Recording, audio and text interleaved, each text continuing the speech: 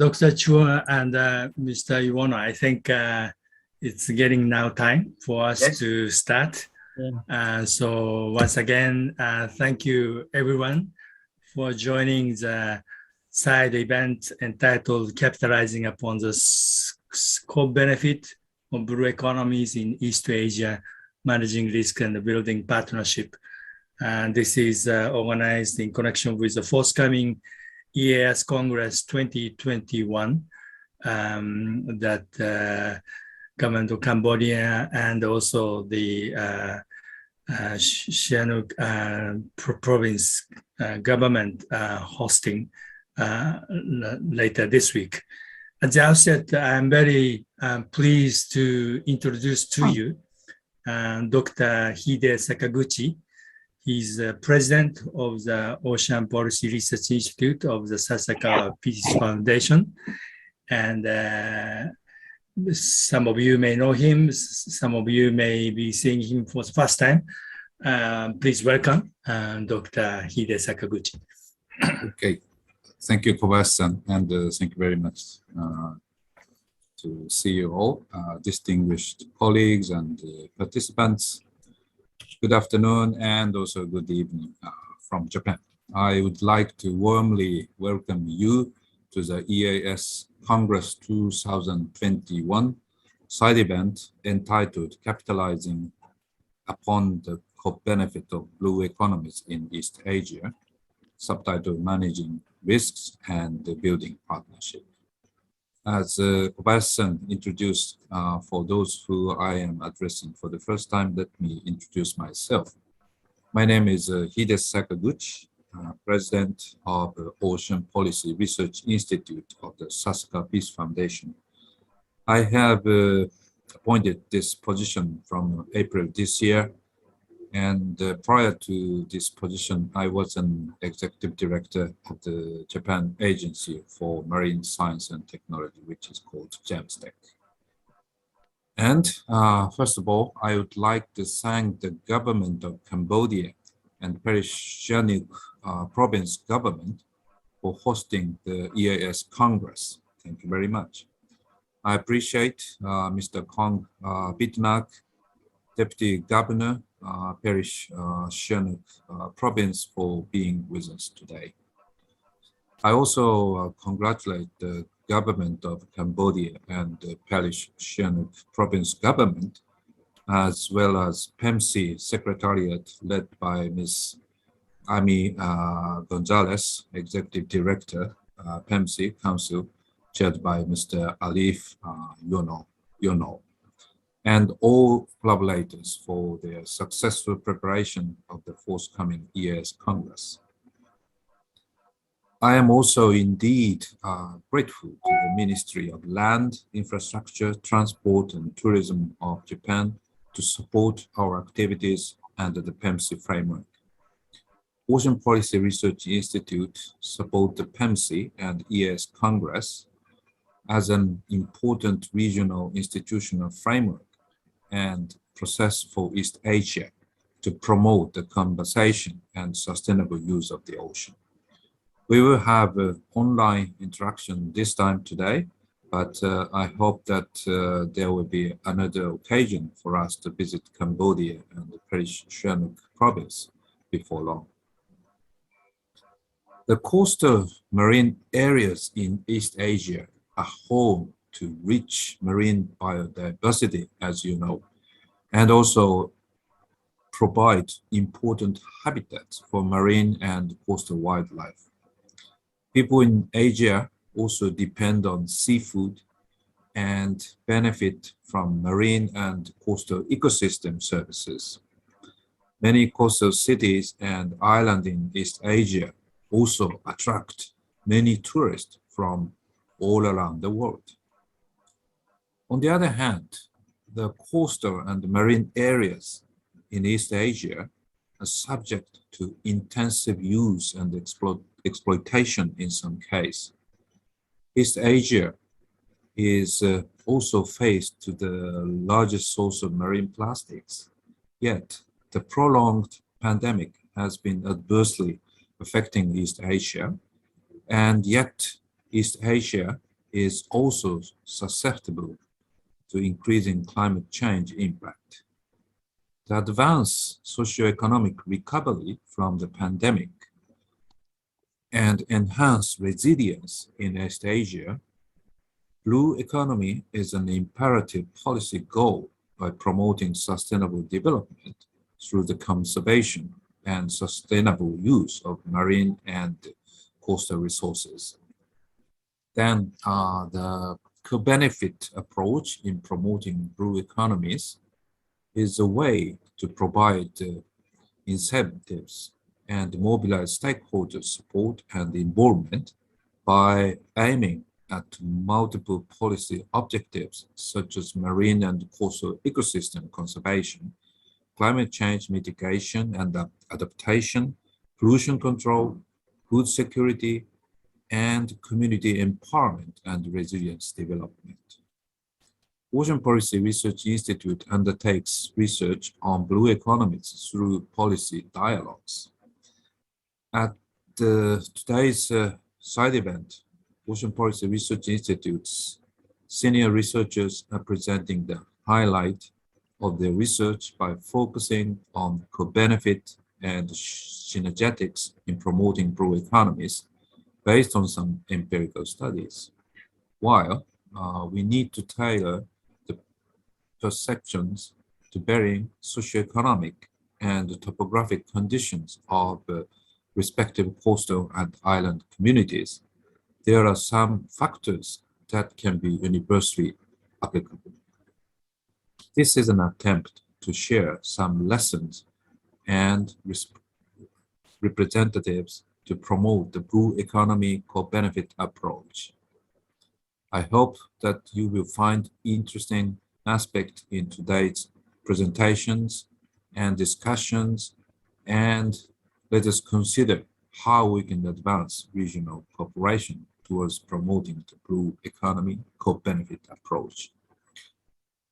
OPRI, Ocean Policy Research Institute, remains committed to promote regional and international cooperation for achieving a sustainable ocean and blue economies. I pretty much look forward to candid discussion today and further collaboration with you all under the framework of PEMC and EAS Congress. Once again, thank you for joining today's side event and count on your support. I hope to see you face-to-face meeting soon. Thank you very much. Thank you very much, Dr. Sakaguchi, for making very insightful opening remarks. I also recognize Dr. Tomonari Akamatsu, the director of our Ocean Policy Research Divisions of OPRI, who you may be meeting him for the first time as well. Next, I have a pleasure to invite Ms. Amy Gonzalez, Executive Director, PEMC, to make opening remarks. I now invite Amy to speak.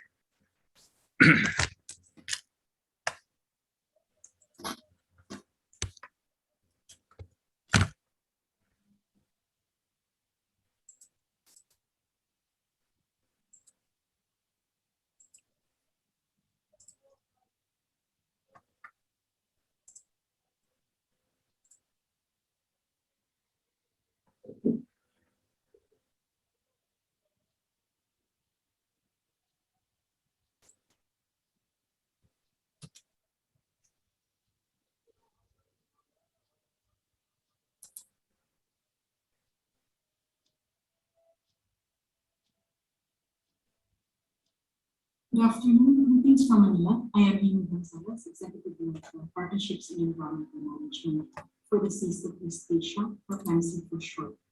I am pleased to join this collab entitled Capitalizing upon Co-Benefits of Blue Economies in East Asia, Managing These and Building Partnerships, organized by the Ocean Policy Research Institute of the Okayama, East Asia. This collab is one of the many collabs featured under the East Asian Seas Congress, which is a triennial learning event featuring state-of-the-art scientific and empirical research, good practices, tools, technologies, training, and participated by experts and practitioners all over the world, with a primary focus on East Asia's region. OPRI is one of PEMC's long-standing nine-country partners, and I am grateful for their support through the years. I look forward to working with Dr. Hidi Sakaguchi, President of the OPRI SPF, and his colleagues in the near future.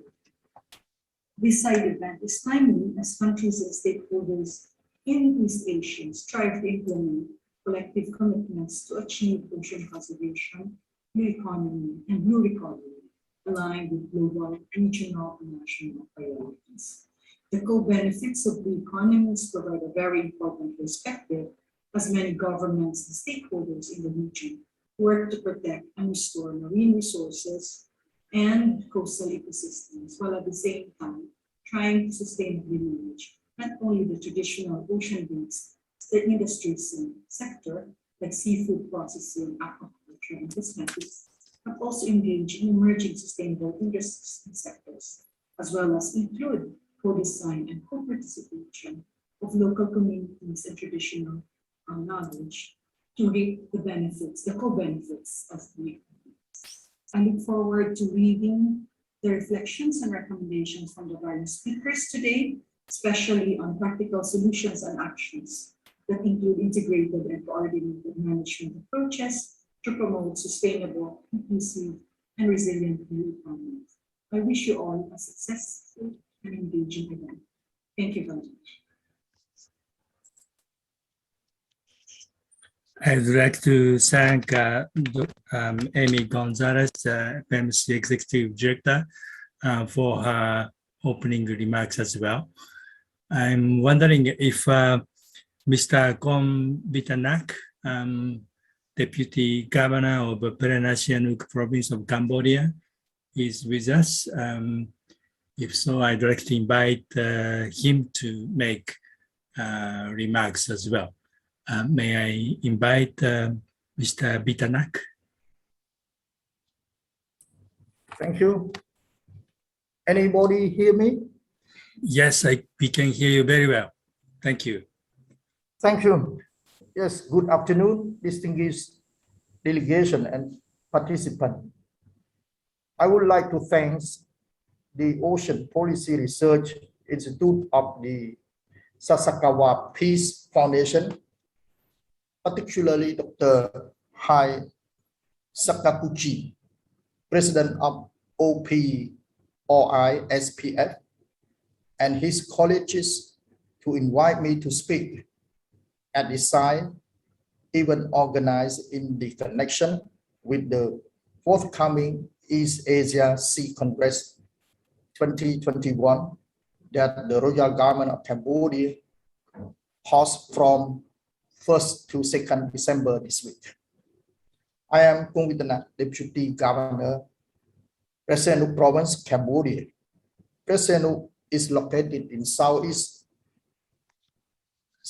of Cambodia, and its capital city is Sihanoukville. Our province was supposed to welcome you all to Sihanoukville for EAS Congress this year. I really regret that we could not do so due to the prolonged pandemic precautionary measure. Nonetheless, I am very pleased that OPRI SPF has organized this side event and provided us with the platform to present my province to you all in connection with the very important topic of the blue economic co-benefit approach.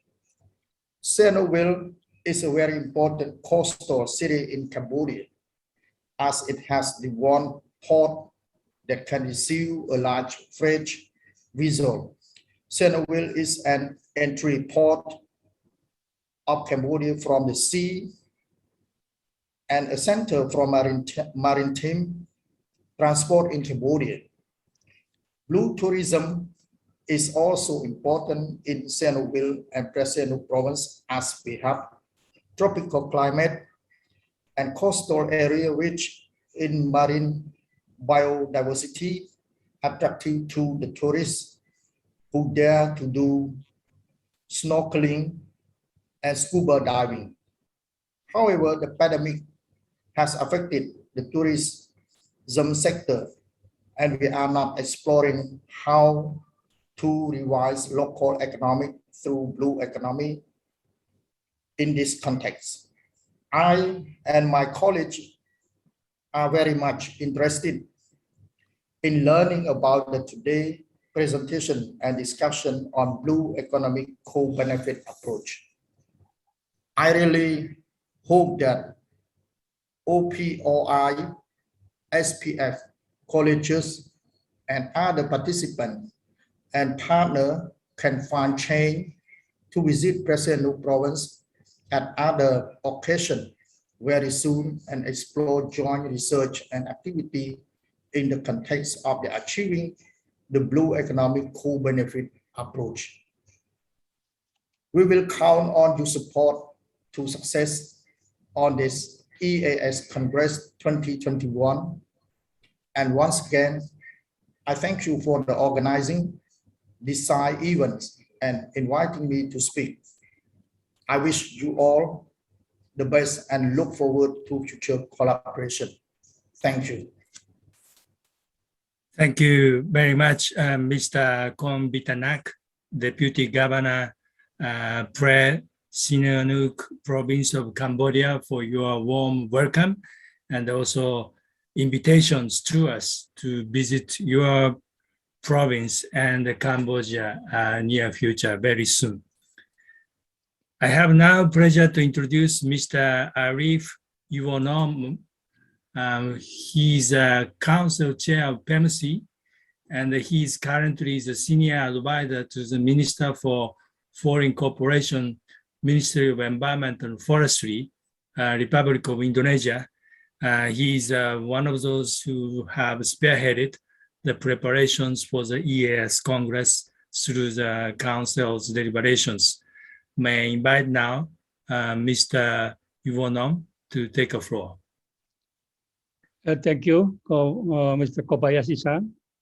Good afternoon, Dr. Hide Sakaguchi, Dr. Chua Tia-Eng, distinguished delegates and participants. I am very pleased to see you all at this collab organized in connection with the East Asia Seas Congress 2021, entitled Capitalizing upon the Co-Benefits of Blue Economies in East Asia, Managing Risk and Building Partnership.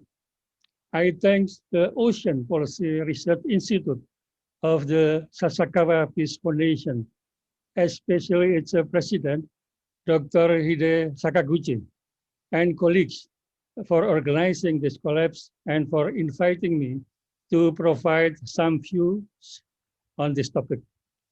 I am the chair of the Partnership Council of the PEMC for the 3 years now, and the pandemic, continue to pose a difficult challenge to the partnership. But at the same time, we saw opportunities to reset and recalibrate our regional strategy, the Sustainable Development Strategy for the Seas of East Asia, to ensure that it can respond to the new and emerging issues such as the pandemic and raise awareness on the importance links between human health and ocean health. In my home country, Indonesia, also suffered a lot, and I have lost some of my good friends and colleagues in the pandemics. The impact of COVID-19 on the Indonesian economy can be categorized into 3 elements. A, large-scale social restriction, and then changes in tourism activities and changes in international trade, including the fisheries and aquaculture production and seafood processing. The restriction pose the most severe impact on the economy in terms of GDP. In terms of sector, the gross value added performance, almost every sector in the second quarter of 2020 declined compared to the previous year. Information on communication technology, ICT, is the only sector to record a positive performance despite the pandemic due to the massive digital work operation as part of social distancing measures. The government developed the national economic recovery programs to mitigate the impact of COVID-19 on the economy.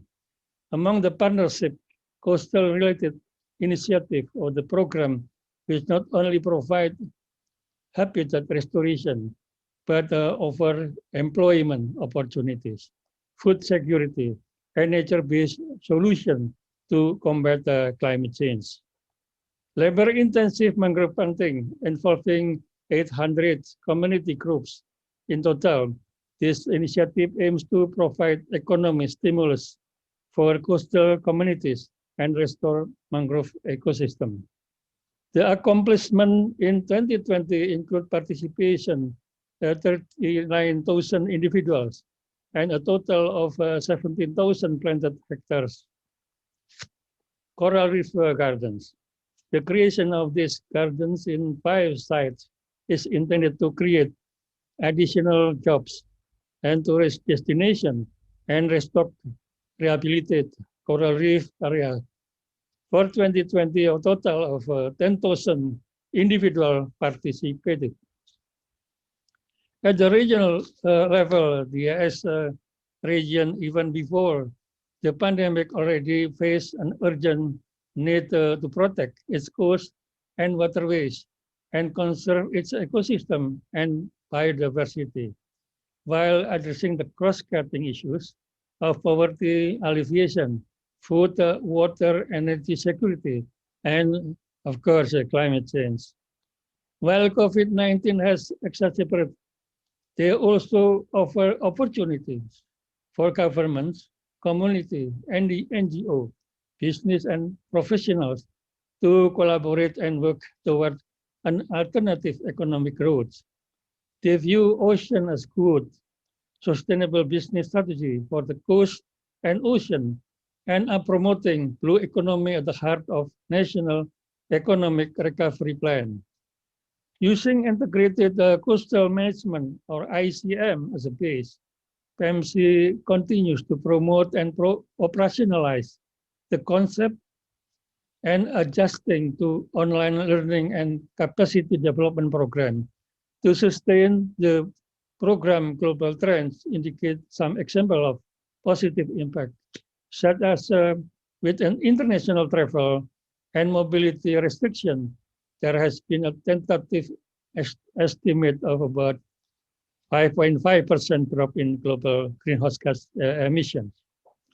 And at the same time, short-term recovery of fish biomass and temporary relief to marine species and ecosystem from reduced tourism, travel, and trade.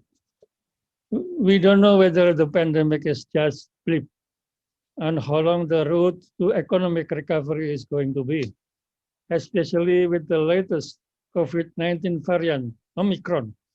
But one thing that we do know is that business as usual will no longer work. Government and stakeholders need to work together to balance socio-economic imperatives and health and environmental needs. The co-benefits approach for promoting blue economies is indeed very useful. We need to consider different topographical and socio-economic conditions. At the same time, it is indeed useful to teach each other the good practices in pursuing and achieving the co-benefit and sharing, such as benefit rising from blue economy, particularly in East Asia. Later this week, we will have the culminating events of the EIS Congress once every 3 years to take stock and agree on our collective action to conserve and promote the sustainable use of East Asia. EAS Congress 2021 has set the theme charting a new decade of healthy ocean, people, and economies.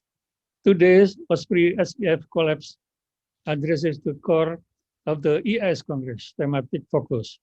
I am sure that today's side event will provide us with an important opportunity to share useful perspective on the blue economy co-benefit approach and instigate our discussion at the EIS Congress later this week as to how we can further promote and strengthen partnership for the conservation and sustainable use of East Asia seas. I encourage you to have an interactive discussion today and wish you a great success.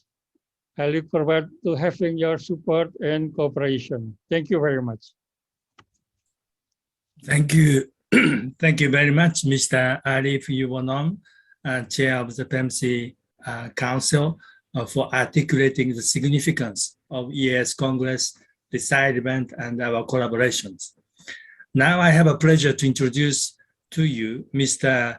Kensaku Kobayashi, Coordinator for International Ocean Affairs, Ocean Policy Division, Policy Bureau, Ministry of Land, Infrastructure, Transport, Tourism, MIRT, Japan. Mr. Kobayashi, please take a floor. Thank you for your introduction. Kobayashi-san, can you hear me? Yes. All right. I'm Kensaku Kobayashi, Coordinator for International Ocean Affairs from Ministry of Land, Infrastructure, Transport, and Tourism in Japan. I'd like to say a few words in celebration of this event. The promotion of the blue economy, the theme of this event, has been identified as a key issue for the conservation of coastal and marine ecosystems in East Asia in Changwon Declaration, the 2020 Ministerial Declaration of PEMC. In order to cope with various problems related to the ocean, Japan established the Basic Act on Ocean Policy in 2007. One of the basic philosophies of this act is harmonization of the development and use of the ocean with the conservation of marine environment. In addition, under this act, the Basic Plan on Ocean Policy is adopted, and this basic plan is to be revised every 5 years according to changes in social situations surrounding the ocean. With regard to the latest basic plan, promotion of industrial use of the ocean and maintenance and preservation of the marine environment are defined as fundamental policy, which is in line with the principle and the direction of blue economy. And I recognize the importance of regional and multi-stakeholder cooperation in promoting the blue economy. We would like to contribute in promoting blue economy with other countries. Currently, various clubs are being held towards the EAS Congress 2021. I hope that today's club would be one of the important events for achieving sustainable development in promoting blue economy. Thank you. Thank you very much, Mr. Kobayashi of the Ministry of Land, Infrastructure, Transport, and Tourism of Japan for your remarks as well. So this brings us to the first segment of this today's side event. May I just take one screenshot, if you don't mind turning on your camera? Maybe let us take a photograph. If you are not at the position, yeah, it's okay. But if it's okay, can you turn on just to join us for one joint screenshot at this occasion? Are you getting ready? All right. 3, 2, 1. Okay. Maybe one more shot.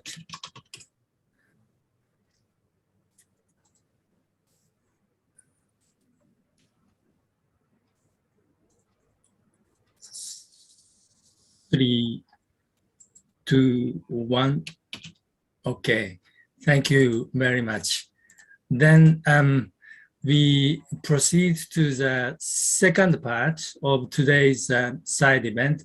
That is basically my presentations to be followed by my colleague, Atsushi Watanabe, to make a presentation on this co-benefit approach of blue economy. We also recognize Dr. Ben Marian Saad, Professor Emeritus, Silliman University, and the former Undersecretary of the Department of Environment and Natural Resources of the Philippines, who will act as one of the discussants to make comments and suggestions based on our presentation. And we also have Dr. Bene Aguluto, Sustainable Financing Specialist, Coastal and Marine Conservation Program, Fauna and Flora International, Cambodia, who will also join as a discussant to make a presentation.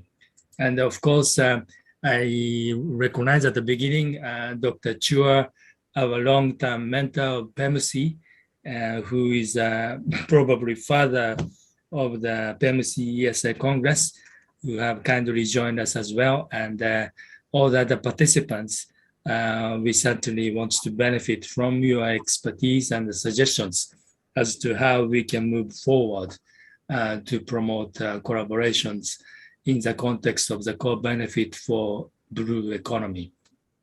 So first, please allow me to share with you my presentations. As Dr. Sakaguchi mentioned, that blue economy is one of the key topics for us to promote in connection with our research for achieving sustainable ocean. We have produced a paper at the beginning last year and finalized this year on this topic, and some of the elements I'm presenting to you is a part of the paper that we have developed. The Ocean Policy Research Institute, we have been working on policy research as well as policy dialogues at national, sub-regional, regional, and global level. And last year, President of our foundations has interacted on marine biodiversity with Prince of Wales and some other prominent leaders working on ocean issues. The last year, we also worked with economists, organized 3 times a webinar, ensuring a robust blue recovery in Asia and the Pacific. You'd probably recognize some of those. And yes, unfortunately, we have lost one colleague in Indonesia due to the pandemic. Nonetheless, he gave us a very strong support to the regional corporations to promote blue economy. OPRI, certainly we've been working on the blue economy at the regional and international levels, and we have been looking at socio-ecological systems by linking biophysical aspect of the oceans, as well as policy and institutional and social aspects that surround oceans and marine resource utilizations. So we have some case studies in Japan and East Asia, and I just highlight some of those that are shown in this map. First, you probably remember the year 2011, there was a massive disaster that hit northeast of Japan, And at the time, many of the fishermen and aquaculture farmers have lost a lot due to these disasters. One of the areas called the Minami Sanriku, Miyagi Prefecture, Japan, they have formed a kind of agreement not to bring back the oyster farming capacity to the same level prior to the disaster. Instead, they agreed to keep it only 1/3 of the pre-disaster level in terms of the oyster production capacity. You may think that oyster productions has reduced rapidly after that, but it was rather contrary. By reducing the oyster production capacity, they could have actually achieved a better nutrient circulation in the ocean, and oyster production has actually increased by 2 times in terms of weight and 1.5 times in terms of the value.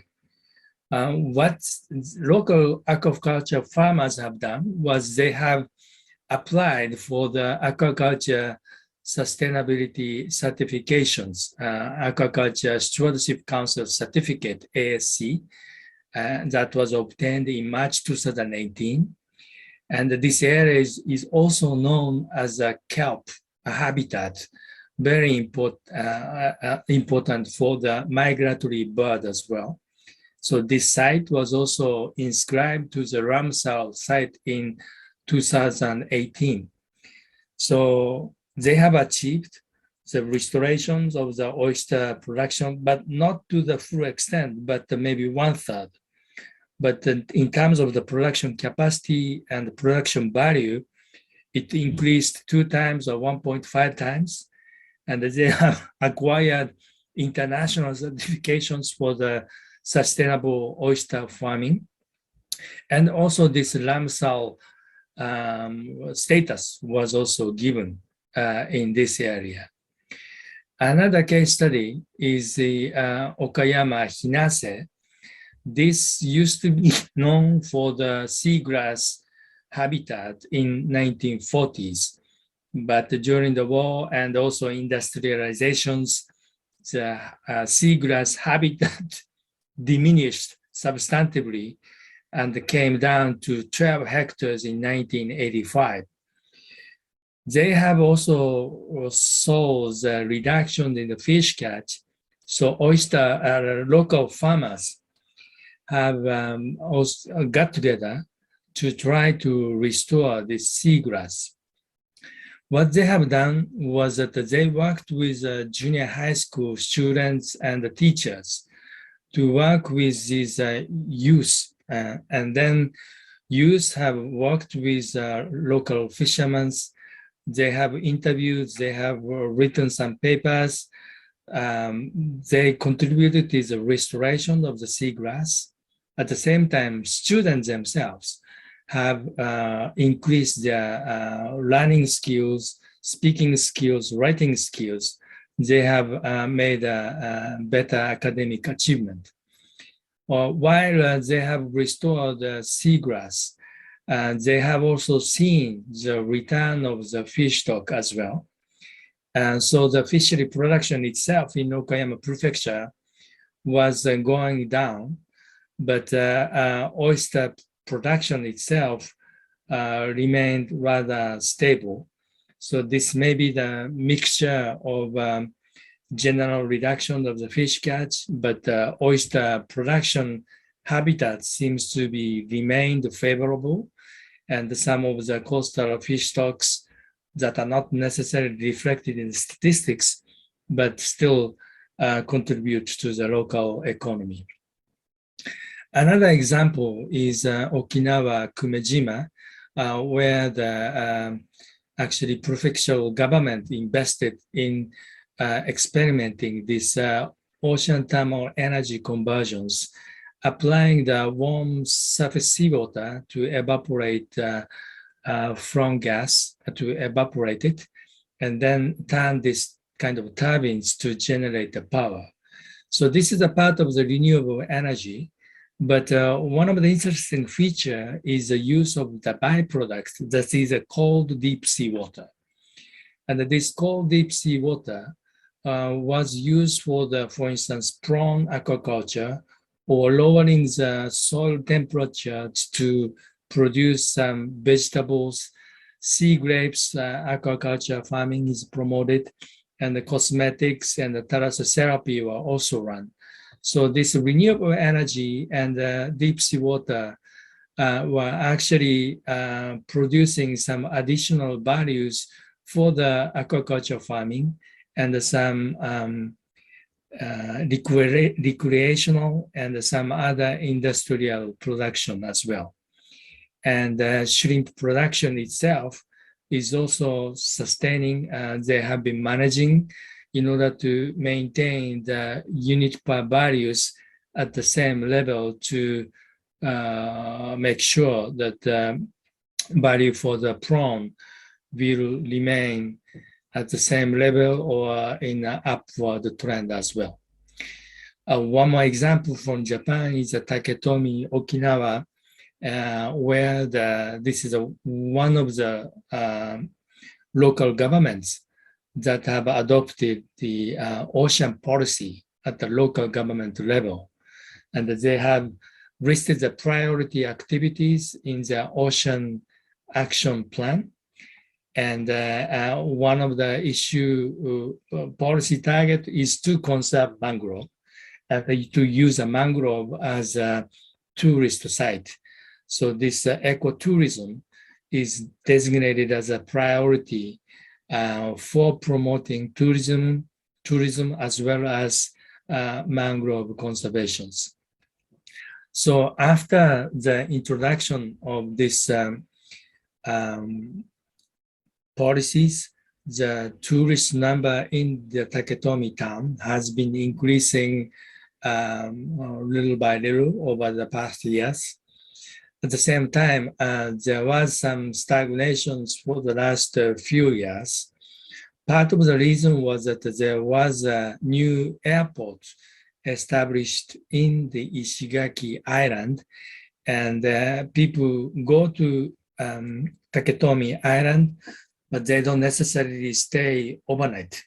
So that may be another reason why there was a stagnation in terms of the increase in the tourist number. I marked at the bottom the Taketomi entry donation. This was introduced last year. It was under the Ministry of Environment Japan's legislations to allow the local government to collect financial donations from the private people and organizations under the pretext of conserving the natural environment. Nonetheless, this is not a tax. So the people who are entering Taketomi town suggested to make donations of about $3 US. But so far, we have observed only 10% contributing to this fund. So this is one of the challenges that we still need to look into as to how we can mobilize financial support from the tourists visiting Taketomi town of Okinawa, Japan. One more point is from Hokkaido. Erimo is a part of Hokkaido that used to be a barren land, and the local kelp farmers have brought kelp from the oceans to apply on the land as organic fertilizers because the soil erosions was causing a detrimental impact on kelp habitat and reducing the kelp productions. So by changing the soil conditions and enhancing the soil nutrient, they started planting pine trees to arrest the soil erosions. As vegetation and the tree coverage have increased, they have observed the fish catch increasing as well. At the same time, lately, there is a report that now the fish catch has been declining again or stagnating. And this is not related to the soil erosion, but it is said to be seawater warming. So soil erosions, locals could manage to tackle by planting vegetations and trees. But for seawater warming, this is one of the challenges that the local fishermen are having a hard time in tackling.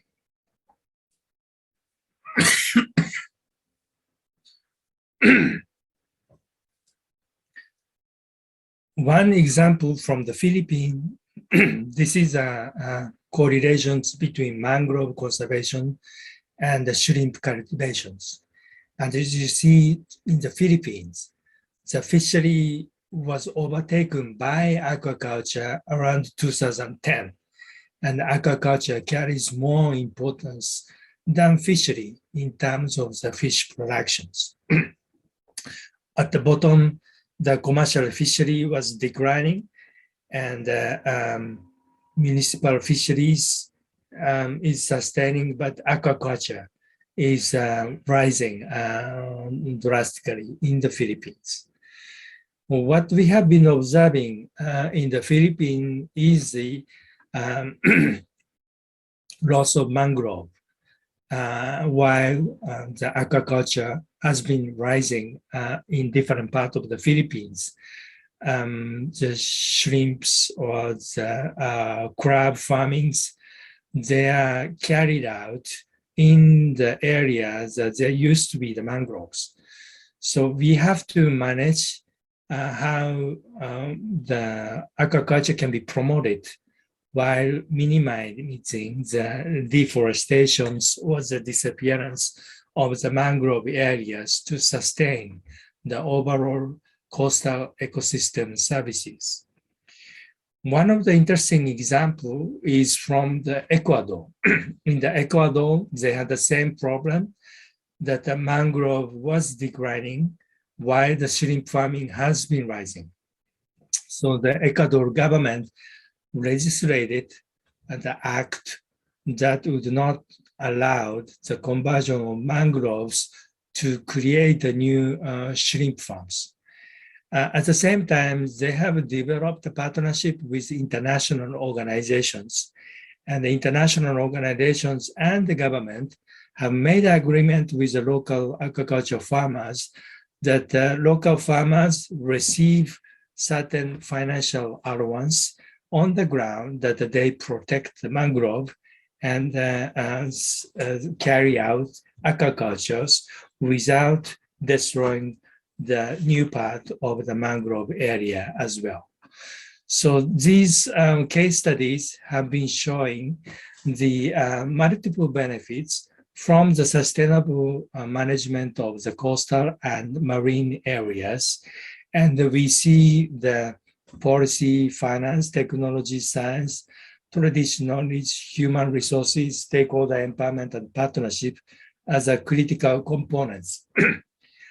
For this, we consider that the blue economy and blue recovery very much important to East Asia, and the core benefit can be a useful driver to multiply the benefit of the blue economies that can be shared by a wide range of stakeholders. And we need a long-term assessment of marine and coastal ecosystems. And we also need a policy and institutional frameworks conducive to sustainable blue economy. Capacity building is important, and external facilitators can also play a role. And definitely the regional cooperation will play an important role in forging social capacity and promoting good practices aimed at sustainable blue economy through the co-benefit approach. So this is the presentations that I wanted to share with you. And just before inviting our discussants to make comments, please also allow me to invite my colleague, Atsushi Watanabe, to share his presentation briefly as well.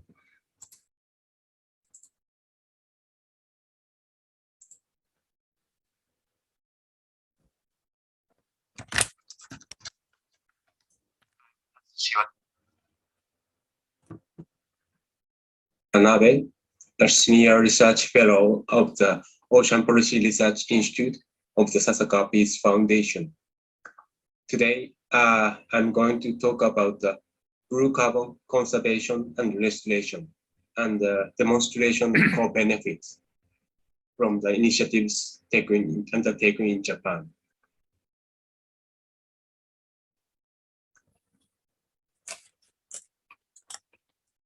So, blue carbon ecosystems, such as mangrove forests and seagrass bed, provide multiple benefits and co-benefits. This diagram shows the impact of various ocean-based climate mitigation measures, which form an important part of SDG 13, climate action. On SDG 13 targets, SDG targets other than SDG 13. So blue carbon conservation and restoration shown here inside the blue box is widely regarded as having a positive impact on economic, environmental, social, and governance-related SDG goals. And here I show the carbon sink potential of Japan's blue carbon ecosystems and the potential of and find the potential of the macroalgal bed is the highest, followed by seagrass beds and mangrove forests. On the other hand, in Japan, the area of seagrass and the macroalgal beds is decreasing.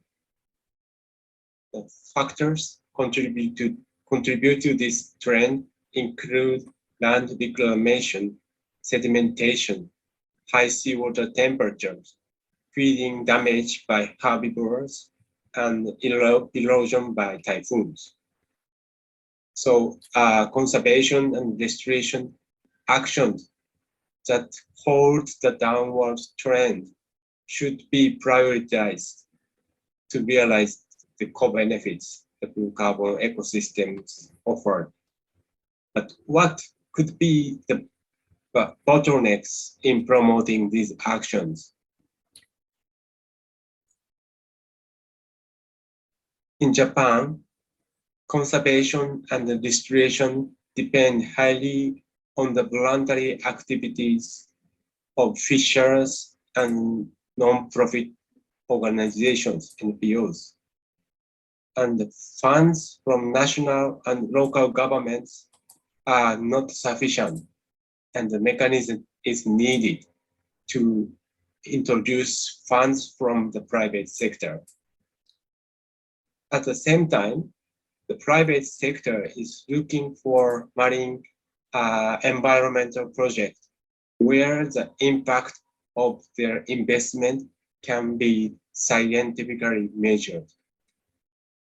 So in order to solve these issues, the Japan Blue Economy Association, JBE, a government-approved corporation, was established in 2020.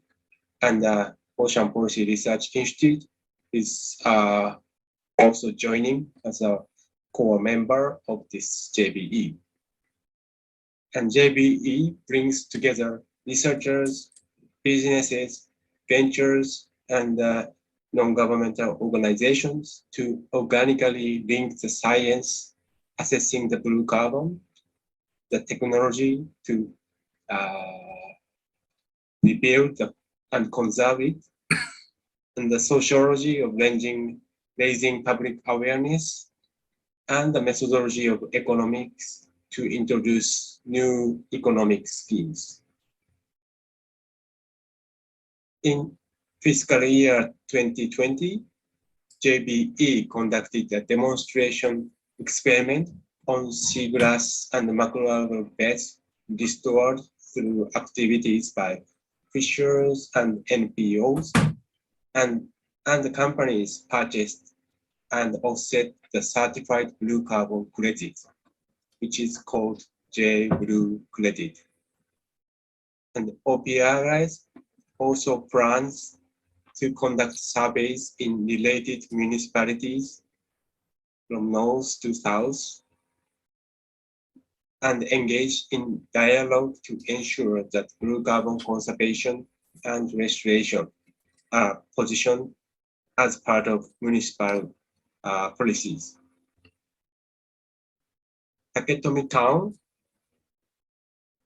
has positioned the conservation of blue carbon ecosystem as part of its integrated coastal zone management.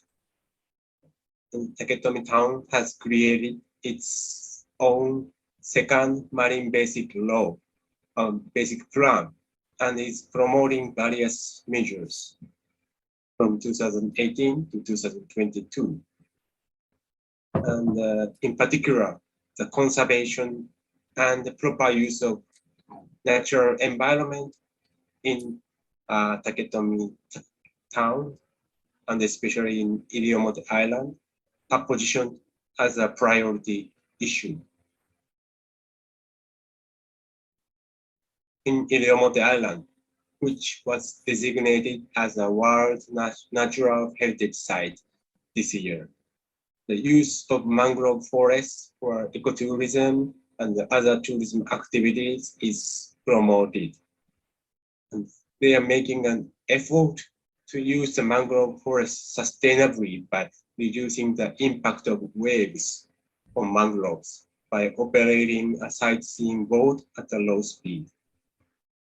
They also make efforts to maintain and manage the environment by voluntarily collecting plastic and solid waste in mangroves. These activities are linked to various benefits such as blue carbon conservation and protection of fishery resources while generating revenue from tourism. JBE and the Ocean Policy Research Institute continues the activities in cooperation with the national government to contribute to reflecting the blue carbon in the national greenhouse gas inventory by 2023, and their inclusion in NDC's nationally determined contributions by 2025. We hope that this will be a step towards zero emissions and rebuilding coastal ecosystems. I hope our initiatives in Japan give you any insights into the blue carbon conservation and promotion of blue economy in East Asia. Thank you for your attention, and contact me if you have any questions or interest in my presentation. Thank you.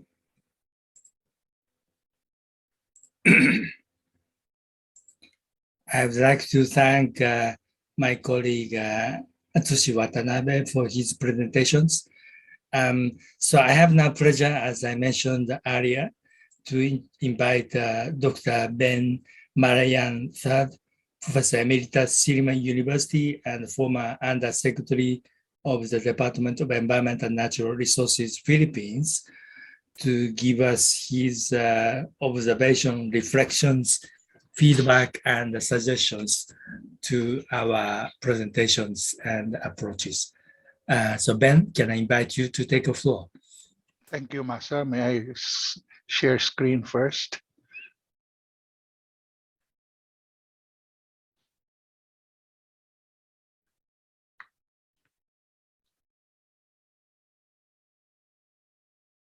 Good afternoon, colleagues and friends. The presentations of Masa and Mr. Watanabe show to me the following dynamics of how the blue economy is likely to expand and grow as a synergy of investments on nature, restoration, and sustainability, the proper management of ecosystem services, and the proper use and reinvestments of co-benefits and the synergies coming from the blue economy. In the first place, I see that, as demonstrated in the case studies, investments on restoration and sustainability could take the form of two major kinds of investments. The first is investments in terms of the deployment and build-up of social capital, where you have cooperation, collaboration, and coordination, even between national government and local governments, people, and nonprofit organizations. All of these translate to being able to do more with respect to restoration and sustainability of our natural capital.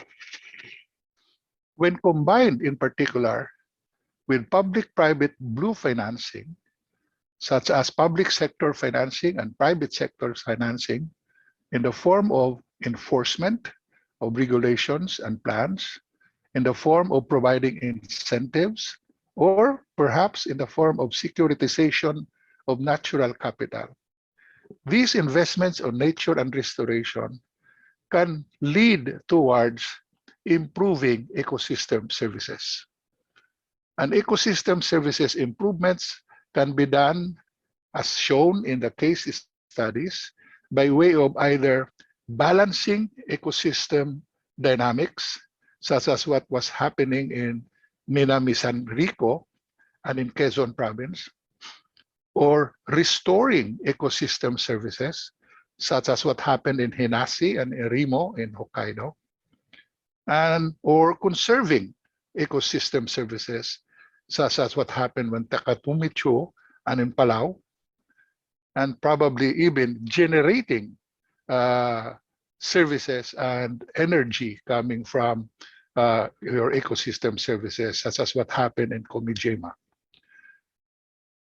Investing on balancing, on restoring, on conserving, and generating leads to expanding co-benefits and synergies from your blue economy. There is a change, an improvement in provisioning, in regulating, and in the supporting and cultural functions of our ecosystem services that then leads to such clear benefits like improved oyster farming, improved production of finfish, improved energy and shrimps, products and therapies, and tourism, and even the build-up of more social capital. To the extent that much of the co-benefits are reinvested into building up even more social capital and investing in more investments on financing for balancing and restoring, conserving, and generating benefits from ecosystem services. The blue economy is a big machine that grows out as a synergy of these dynamics of these three phenomena that we have just seen demonstrated in the case studies that were shown to us earlier. In the Philippines, which is a which is a country with very high aquatic biodiversity, and we have more sea than land. We have 220 million hectares of sea and only about 28.9 million hectares of land. The ocean economy plays a vital role to how our economy as a whole is going to prosper. Some estimates made earlier, some of this may not be very accurate, but these were estimates that had been published, is that in terms of ocean economic activities, in 2016, we generated some 566 billion pesos or $11.9 billion worth of ocean economic activities value. And that constituted 3.7% of GDP in 2016. It kind of went down a bit in 2018, according to the data from the Philippine government, but nonetheless, it's considerable. It's ocean economic activity is considerable. But if you look at the right side, the value of our coastal and marine resources, the estimate in 2017 is that it ran up to about 75 trillion pesos, or about $1,500 billion. And of this, blue carbon generated 8.4 billion, and coastal protection, another ecosystem service, ran up to about 1.8 billion. Notice that from just the coastal and marine resources alone, if to the extent that these estimates are accurate, they exceed so much even the indicated GDP of the country in 2016. That is the value that, if properly accounted for, we probably have so much wealth in our oceans than in our land, particularly in such highly archipelagic country like the Philippines, and I presume so in Indonesia. Right now, our accounting system, and this is one thing that I'd like to highlight, the national income accounts of the country do not particularly reflect these values. And so fisheries alone is only 2.6% of the GDP as estimated in our present income accounts. But if these are corrected and properly accounted for, our blue resources are accounted for, they probably would be much more. So we are not seeing so much of what we have in our seas, and that needs to be really corrected from the policy lens. So coastal and marine resources are immediate inputs into our ocean economic activities, and ocean economic activities impact our coastal and marine resources.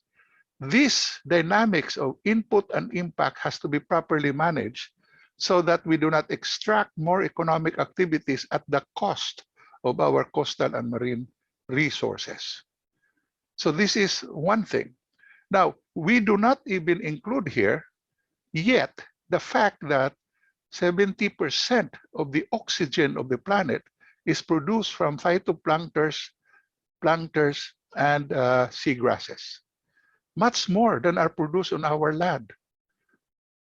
We are thinking always of the carbon load in our atmosphere. But if we start thinking of the production of oxygen and facilitate more care of our oceans in order to ensure the sustainability of oxygen productivity in our planet, that too must be accounted for. That is not yet in the accounts of our traditional ocean economy accounting. Then in the Philippines, employment in the ocean economy is 2.75 million, or about 6.7% of total employment. And in fisheries, only 1.9 to 1.95 million people. And there are sea-based overseas workers like our maritime workers. They are remitting 6.5 billion. The poverty incidence in among our fisher folk is still very high. What do this mean? These numbers tell you that we are not properly and equitably mobilizing our blue economy and its vast potentials, as I had earlier shown in the previous slide, for the purpose of benefiting and really benefiting our people. This also shows that we are failing in translating our blue economy resources and our potentials into something that will add to the well-being of our people. I could just imagine that if we had been really seeing our seas in the proper way and with the proper value and lenses, and managing our oceans more acutely and properly and sustainably, our fishers would not be this poor. And second, our economy would probably be more resilient to such global global disturbances like pandemics. Right now, we have lost our opportunity to really utilize our blue economy or really mobilize our blue economy for the purpose of high value for our people. And so that would be how I saw and value the presentations. And I truly appreciate the very specific case studies presented by our presenters. Thank you very much. Thank you, Dr. Ben Marayan, for your very insightful comments and also giving us a narrative on the significance of blue economies, not just only about economic values, but also ecological and environmental values, as well as social values, including employment as well, referring to the potentials of blue economy in the Philippines. I was expecting Dr. Bene Agruto, a sustainable financing specialist, coastal and the Marine Conservation Program, Fauna Flora International Cambodia. He was texting me that he had to rush to the hospital for some reasons and may not be able to return to the meeting. Is Bene Agruto, is he here?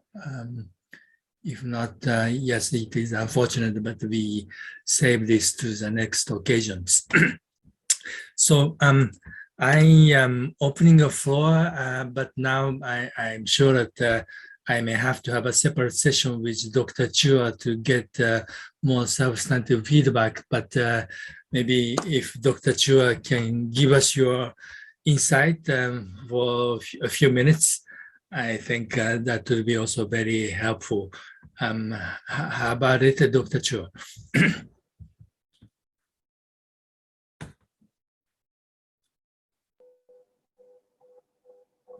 Well, I was fortunate to be able to attend this meeting, and really what I was planning is to come and learn, because as you know, I have already been retiring for more than 12-13 years already. So, but anyway, since you have raised wanting me to say something, I would say a few words. I would just want to highlight a few points that I think the talk, the presentation is wonderful. It's given us a lot of new insight and the better understanding of how do we approach blue economy. I feel that blue economy is a new concept. In fact, it was coined as early as 2012 during the UN Conference on Sustainable Development. But I think we still have a lot of knowledge gap as to how do we approach it. Because if we take sustainable development and blue economy, they were basically the same thing. Is that you will have to try. In fact, we are focusing on the oceans and focusing on the coastal areas. But what has been brought up today, I think also very important. There are some real value for us to see how we can still approach addressing some of the natural habitats that we have and try to really salvage it. And in fact, the only way to salvage it, to improve it, is to show its value. And I think this is something that I learned a lot from this meeting, that we really can see the point. Now, the fact that fisheries has gone down. I was a fisheries people before, but let me say this. I think we have to pay for what we have done in the past, and the declining of fisheries in not only in the Philippines but all over the world. We need to have collaborative efforts to address them. But at the end of the day, we need to really start off to get things implemented. We talk about sustainable development, but we have very little implementation. We talk about a lot of the biodiversity conservation, but we still have very little implementation. So I think that we have to move now into actual implementation. And this is where the coordination, the integration, the collaboration between the various stakeholders, scientists, and the government has to come together. So I feel that we need a collaborative effort if we really want to solve the problem of climate change and promoting our sustainable marine economy or blue economy. I hope these few words basically is in my mind. So, thank you. Thank you, Dr. Chua, for your very insightful comments. And yes, we have to look back what was done in the past and what are the impacts. And the fishery itself may also have multiple factors, not just overfishing, but maybe also the land-based pollutions and coastal environment conversion as well. So we have to look into the various biophysical conditions as well as the socioeconomic conditions that may be affecting the blue economy potentials in the local areas. I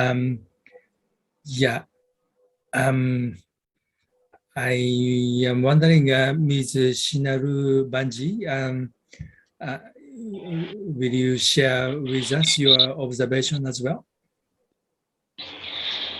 I'm really amazed at the good way the presentations have been made, the way they've explained, and it's so true that SDG clearly stipulates that ocean, the seas are very important for the livelihood of everyone. And I'm really amazed at the great way all the presentations have been made. Keep it up, well done. I'm staying in Tanzania, where we also have Indian Ocean. We also practice blue economy because United Nations has been putting a lot of efforts on it. So that's why I have joined in to learn a bit from you. So I'm really impressed by your presentations and keep it up. Thank you. Thank you very much, Ms. Shinaru Banji. And is anybody who is willing to request for the floor? I welcome you to write your comments on your chat box or use a reaction button to request the floor. Nice. Yeah, I'm interacting with Ms. Nay Sali of Cambodia, who was also supporting the organization of this side event. Sally, do you have any observation or comments?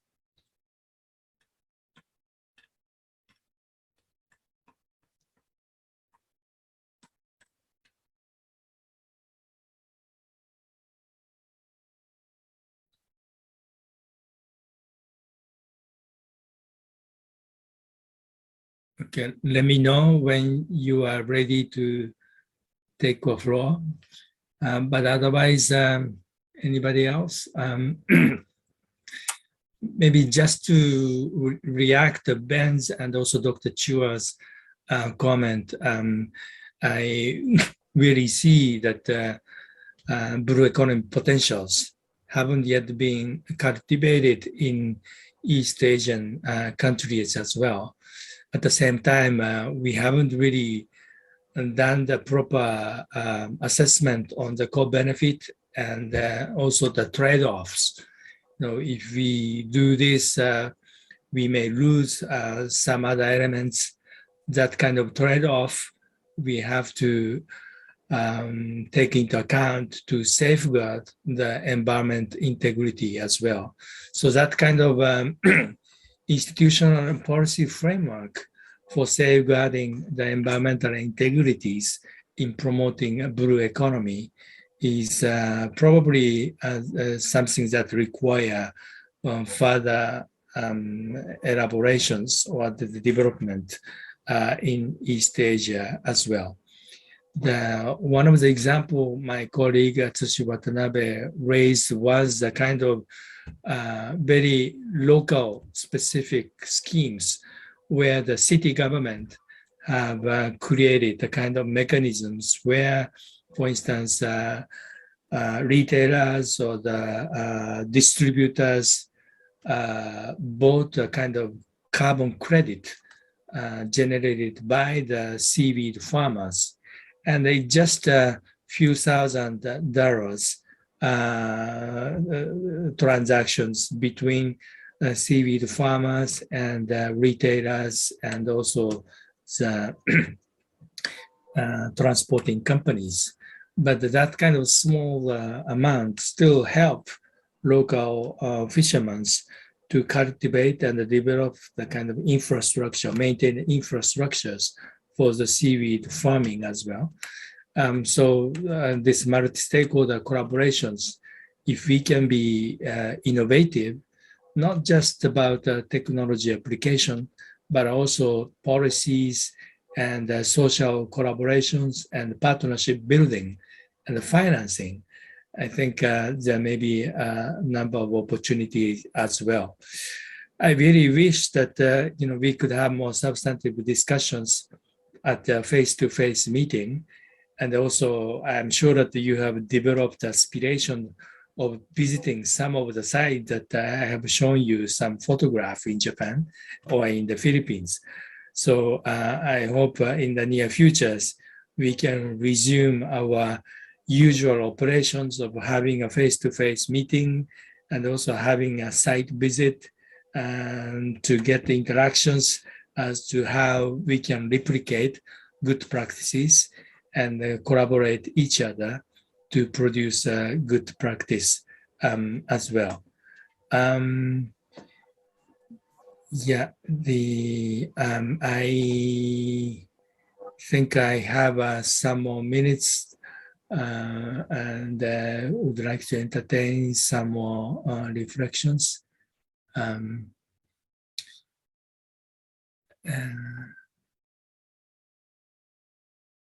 Okay, I see Akamatsu-san showing the face. Maybe it's good to invite him. So Yeah. Akamatsu-san, please. Yeah, thank you so much for giving me the opportunity. And this is my first time to join the PEMC side event for me. And I was a researcher of the coastal ecosystem, actually, and mostly measuring of the dolphins and dugongs in the coastal water, Thailand and Vietnam and China as well. So I well know about the importance of the coastal ecosystem, and that is also vulnerable because of the huge anthropogenic activities, and impact is ongoing and also expected. So I think the PEMC is a great platform to discuss and share this information and issues and to seek for the solution for the future.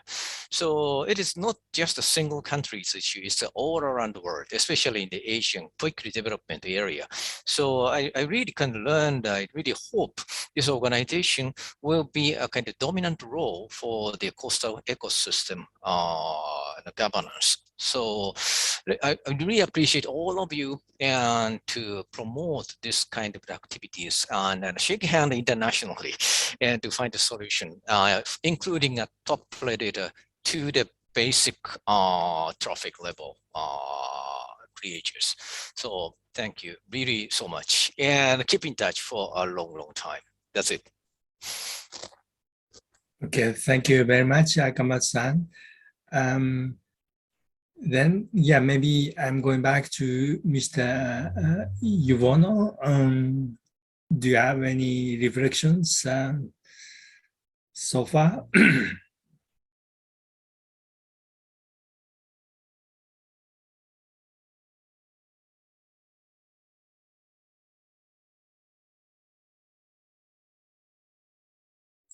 Can you turn on your mic? Okay.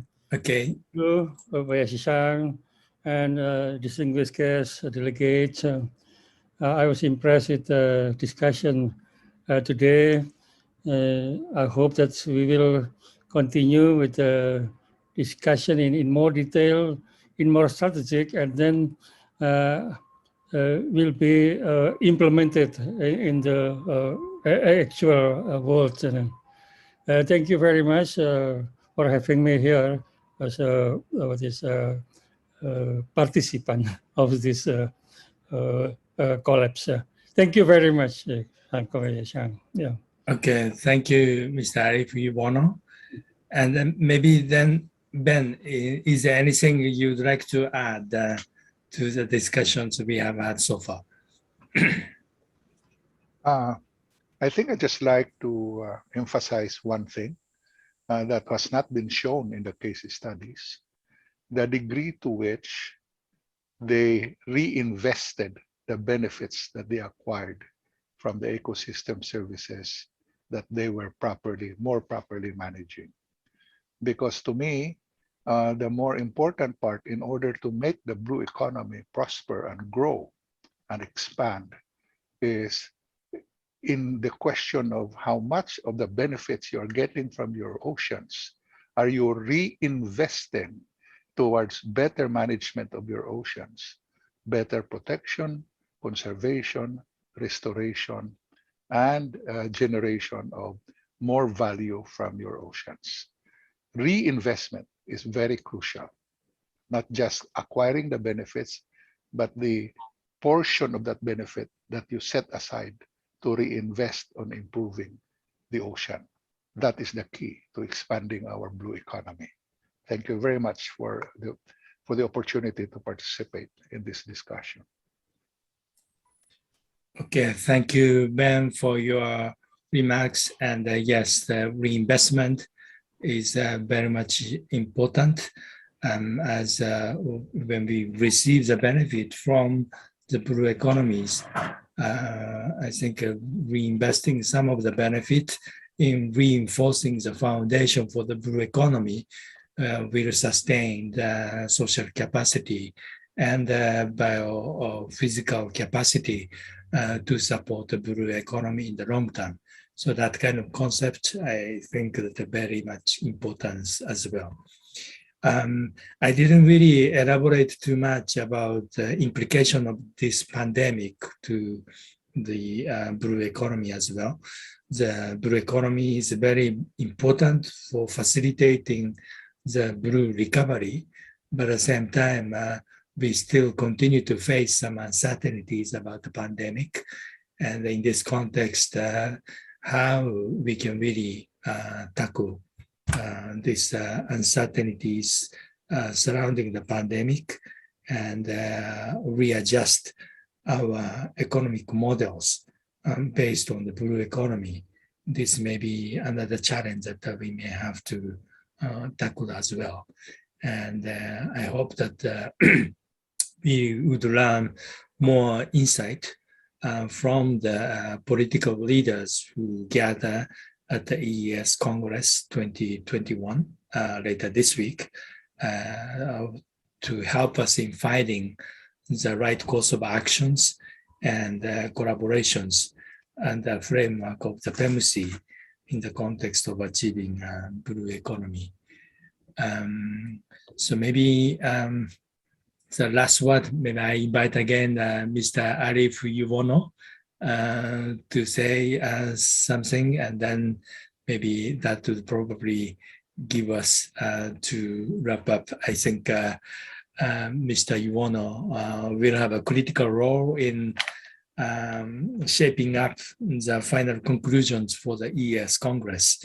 And I really thank you for your support, and I wish you all the best in ensuring the great success of the EES Congress 2021. Any final word from Mr. Arif Yuwono? Thank you, Kobayashi-san. Thank you very much for the discussion today. I believe that all the collapse and also other initiative will be put it on the context in the minister declaration, and also what kind of plan for the PEMC for the future and I believe that we can do together, and then we can also scale up what we have to do, and I believe that we need to contribute to the what is the solution of the global global problems. Thank you. Yeah. Thank you very much, Mr. Ali Yubono. With this, then please allow me to conclude the side event entitled the Capitalizing Upon the Co-Benefit of Blue Economies in East Asia, Managing Risks and Building Partnership. I really hope that we will have a face-to-face meeting very soon. And until then, please take good care of you and wish you all the best, and look forward to the further deliberation at the ES Congress 2021 later this week. Once again, thank you everybody for joining this side event, and look forward to seeing you next time. Bye-bye.